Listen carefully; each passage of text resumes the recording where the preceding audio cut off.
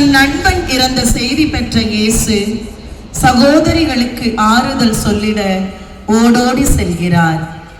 மடி கொடுப்பது என்பது ஆறுதல் தேடும் மனிதனுக்கு தன் மடி கொடுத்து தேற்றுவது.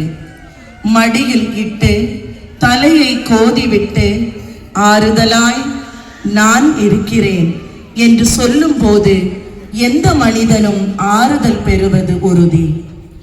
ஆறுதலுக்காய் என்று மனித கூட்டம் அலை மோதுவதை பார்க்கிறோம்.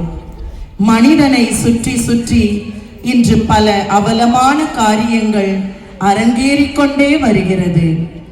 ஒவ்வொரு மனிதனுக்கும் பல சோகங்கள் வாழ்வில் வந்து போய்கொண்டே இருக்கிறது.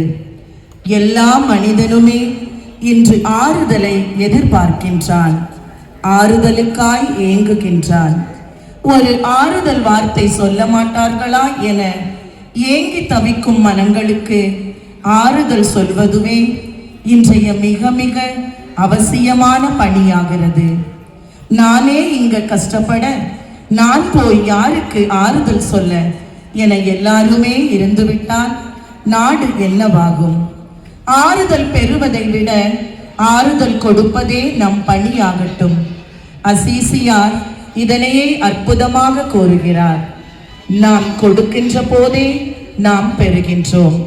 தன் வியாகுலத்தையும் மறைத்து ஆறுதலாய் இருந்திடத்தானே அன்னை மரியாள் தன் தனையனின் சிலுவை பாதையில் உடன் நடந்தாள்.